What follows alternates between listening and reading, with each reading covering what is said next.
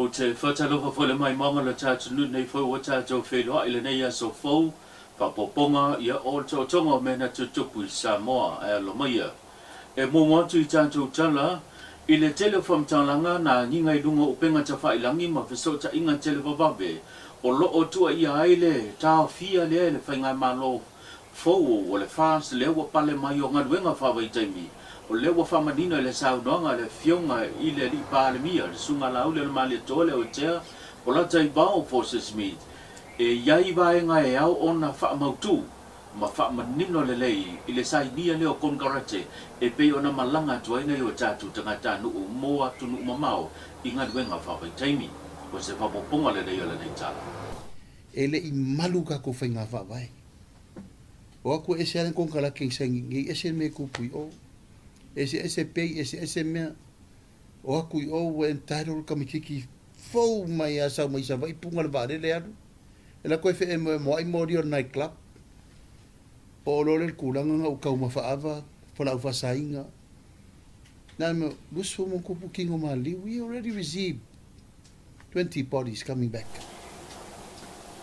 Whamanino le saunoanga le fionga le li pālemia, e leo iai se fofuanga le whainga mā loa le whaatua tue le atua sa mō watasi e tau fia ngaruenga whaawai taimi le pe ona malanga i ona i o tātu tangata i atunu mamao o se whapoponga le nei. So o le vai mamao le malo e ave kangaka a ia ave i le me karwhenga i koe mawai le sikako me le lei. But we didn't say we're going to stop it. We are negotiating a policy with the employers. Au mai, e rau kako kakangi polonga. E ka kaunga wa ai le leile agreement. Sengi le lei mau ki ngua mau. E almere sa kupu. Whako apiki merka kai whongo i rumai i le official malu. And these are people from all over. E apiki merka kai whongo i ko kongo lungu. E leise si ula vale o le whakari pule mamaru wari i whai pule. That's why walong koe whaafo in ka upu i whono whaavai. Piki mai e whono whaavai kanga kai api. A wafo e ke ula vale lo i oki sa ule whakari e kuro wafu lungu. O le ingoa ka uleleia ma discipline te le whaamakai. Ngai pui e mea nā.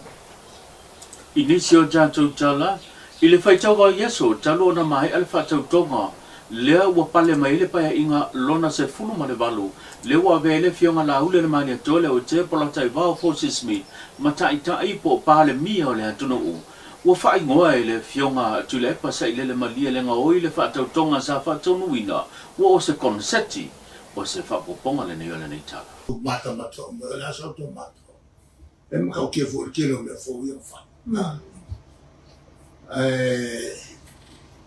Il tu la na il se e io tamata ya tamata ho to fast. E la marca la ta fiofi mato tamata le to tele. Tu si vala uia o mai ka ba tu si a vala o mai ai tala le ava no i tata no lango o le fa o tu tonu e fe e ai no paki io no mane le pese ele o pese fono il palme ai te ka lo ka pin pese conseguir mere saka e le patitaki o tangata i la urama ta utualea ma se mamak e mai se le uso il fono mamalu o mai fisile il fono talai e ko fo io e mo mai ma ma le au maka lango mo of mo fa solo alto e tutto che le mie fogo mai ele o meia tutto ele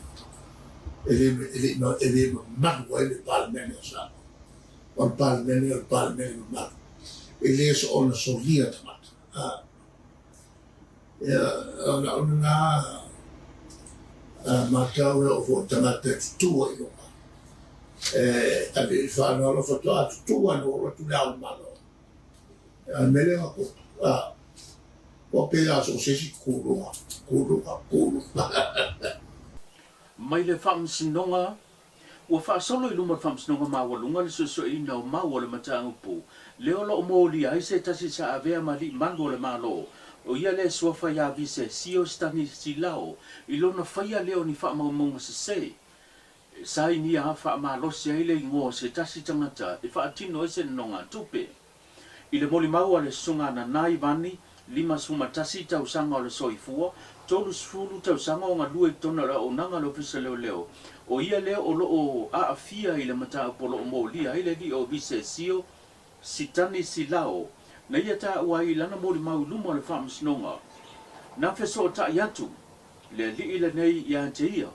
Mo se whaamao nianga o lana no ngā tupe. I le teimi lea na ia tu ua ai ia le malo pole atunu o Samoa. Ai whai malanga atu whaatasi mane susunga I le sa avea mapale mia o le atunu. Fia mena au mi mata afa. Mo malanga I whaunatanga I tutono fiti ma wha solo ai tutono New Zealand. Ta ua I le mōli mau. Na whaso ta iatu ia le li le nei o bise sio peteane na ia tali mai ai. Se ia toi ta liu mai. Le whainga malanga I le aso rua sunga le valo o yuni. Ona whaatala noa leo le mata upu. Mo le whaamao nia ina leo lana nonga tupe. Petai. E taunu mai le aso rua sunga le valo. E le toi maua se la whilo inga male o loo tua ia. Ma mo lia le nei mata upu. E swafa ya vise sio. Muli ane ina ua maua le la whaso ta inga. Ma fesili atu ia le nonga tupe. Ai whapea mai vise sio. Ua mai au na tala le no nonga tupe. Na whata ia le li o loo a fia. Le sunga nai vai. I le nei mata upu. Ina ua a fia o ia I le tūlanga o le nonga tupe. Ma fesili ngia ai loa le li le nei o vise sio. Peita iane. Na maua I wha mau maunga. Ina ua sa ili I lunga le ofisa o le mta upu po le vaenga na whaatino ai I le nonga tupe. Na maua ai. E toa wha I la tau. Sa tu sio la tu swafa. Ma la tau saini I le pepa. Mo le la tau malili yenga. E whaamao ni ai le nonga tupe. I lumo le li lo ia o Matthew Lemsio. E au fia e ma le swafa o vani. Le na saini whaamanosi. E le li o lo tua ia nei. A o lo iai lea li o vani I whafo mo malanga I tunu mamao. Muli ane. O na whaatino leo o se tangi luma o le ofisa leo. Le pei o na tau nu o ele mata upu I luma o le whamasnonga. O I la tau e toa wha. Lea na la tau saini luma o le li lo ia Matthew Lemsio. E au fia ele tamai ta I o Shelley Maria le ngoi. Sui sami ma efo mo lele mai le ofisa o le matanga duenga o leo. Whaatasi e ma le swafa o vani. Lea ele iai lea taimi na sai ni ai le nei mata upu. E si lia ma le lua se lau wafe le au wha I le nonga tupe na whaatinoinga. O le sunga vani o lo tangi lumo o le whaamisnonga I le a fia ai leo lona swafa I le whaamaonia ina le nonga tupe. Peite iane e au noa masona sila fia. Masana I o enga. E whaamawina ai lona ingoa I luma o le whaatinonga o le neina nonga tupe. O lo wha wau tau le manga le nei whaamisnonga I luma lana fionga I whaamisimsili sa tiusi mtiwa perese I le nei va yaso. Inisi o tātou tala. I le wha ripoti ai ma le wha salalawina I se pepo whaamtalanga le tuua ai e le fionga le lipa le mio le tātou nuu mo nisi o tūlanga o sa ilinga tong vitinga I atunu mamao. O le wamuni mawina I lunga o penga ta whailangi le tuina mai o se wha salalanga. Mai le fionga la aule le mali atole o te polata I vau Forces Smith. E wha manino ai le tūlanga e pe ona I atu ai le atunu. O se wha poponga le nei o le nei tala. O te whatalo whatu I le mai mo mai si tātou atunu le nei fo I tūlao le fiafi. Whatalo wha I le nganga whaaloalo Samoa. Pa ia ma le mamalu si o tātou atunu I ono pa ia ma mamalu masani. Pa ia whaalitala le lei, mamalu whaale atunu ia tainane mamalu whaale malo. Ia le tua, ia ua mau fōni ni lau lau tā ua. E batu ele nei whaasi silanga ma le whaafeiloa I alo ia le pa ia ma le mamalu. Pa le tāpua inga mau a Samoa lo lala I Samoa ma tunu mamao. Ko manatu e batu le nei whaasi silanga ma le whaalau loa lo ia. Ona waiei fo inisio tūlanga le maalofia o tūlai mai ia te au nei. E mai se le whai ngā malanga mai Samoa na nafi. Ia ona le sa inga tonga fiti mai Samoa mo New Zealand.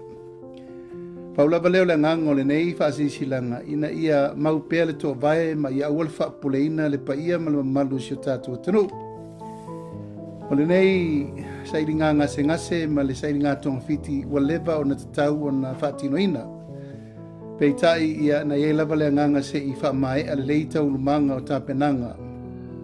O le tātou whainga malo whiwhiria ma le whaatau tonga. Ia o na whaatau uloa la ia. Mai o nei whaasisilanga o tu inatu le nganga whaaloalo i lau tāpua i mai Samoa. Ia o loo manuia me talu na o taunu umai i le afiafia na nafi. O le mafuaanga ma le whaamoemoe le lava sa tau talangi e lunga o nisi fua whaataltena noanga mtusitala. Ia o no loo bae sa afia i tau lumanga lo vau le whaasolongo o tāpenanga o le whainga balota. Peita i elo se mea tele whaapole naisi o tātou atunu. Ona o te usiu sta i tūlanga o whaamoemoenga ua whautua i naia o e li ima tamai tei fō mai. E te tau pēnu usau e vaisia ki whafo mai pe o tūlangai. Ia, mor si fia la le malu le tātou atunuu ina ia mau pelto fi malie ia malenganga e awal whaapoleina o leo te manuia. O manatu e vatuai pesa o tautalanga whapenei i le whale mai o lea o te malo loma i ai ma whaasolo ai ia siaki ma mea uma. O lo o tau nuu mea uma le tūlanga manuia ia e mai se foli tāpo e mai isi o tātou atunuu. E mole tuaile nganga whaaftei tele Samoa tāpo inga mau au whainga luenga te tofi e le tua, ai mai se fo i le pa ia o le tātou watunuu, ia ma le tātou whainga malo. Ia, awal whapolea. O malava o na tu matamanga mea umal vai aso utonai sa toi whono whapitoa al kapeneta i le Sferele, o no nisi whaufuanga te tau o na whatulanga. Ia, o manatu ai te tau loa o na whaase e tua ngalu mo nei tengu. Ia, usau sa ili tonga fiti ina ia maualo malosi. Tau a velfa moe si o tātou atunu mo le palawina wa Samoa. Mana tuai pēr tau lava na watu taimi i ama watu se updates whapenei o lea o te manuia i nei le whalema i mira moa. O lo o tuai ma malolo ai i ama wha solo tong fitinga i tūlanga te tau ai pēr i le soifua malolo ina. E whanea manoai mo le tuai le nganga whaaftai tele ia i la tō umana tāpenanga nei wha moe. O na pe lava na silifia ia ele o ngafa tauli maina si o tātou atunu ul teimiri nei i tūlanga o le whemalanga inga me se fo i tūlanga masani e momoli mai ai ngase mo si o tātou atunu i nei New Zealand pe o tūlanga masani ai whafta iai na iau fo mai private me se fo i le fionga le Liminsta ia ai ono i ke loma mo whafsota ingo fo mai i nei New Zealand. Ia o leo oto mamalo lo mfasolo tong fitinga i nei au kilani. Au mea umalava, ia o lo manuia mea i le fasolongo tong fitinga na usawai. Ma le tātou tala muli i le whailo ai le whai unga le vaiason se mawai atu nei o le tūlanga o tangi o whai ngā pālota. Lea ua manino mai ai le whauruina atu leo le tangi le fionga fui mono Maria Meriv.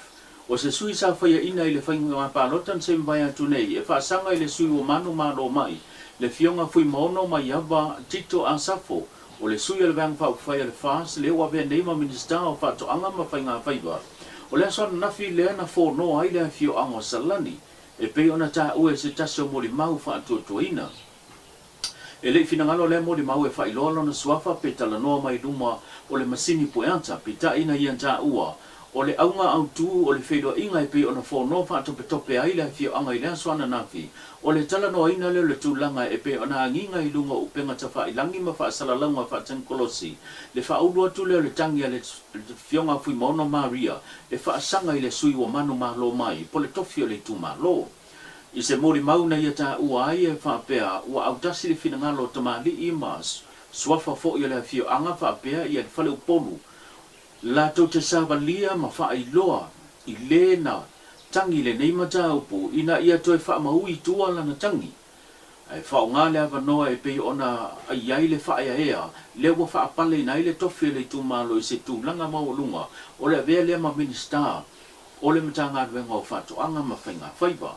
Wa ta auto foi au lape e pe ona ia ile feido inga ma le fonotanga le fia wanga i le amatanga o le neiva yaso leo lota ua ile tato mole mau pe a fai e fa au pea pe finangalo le watangi fa au pea lana tangi lumo le fa msnonga o le ia ile sila sanga o le a la ai ai le fai unga mamalo le fai pula la fio anga e tu sai male nei mata opu tau lunga tātou pukarame o tau tonga pe o na ile tātou mawhitanga le nei aso tātou whaidoa i le aso fau le aso tai au mana tua le tātou live stream fitu tolu wha ono limono e te wala au mai ai pe a whaia te mo mia le au unanga soifua mai manuia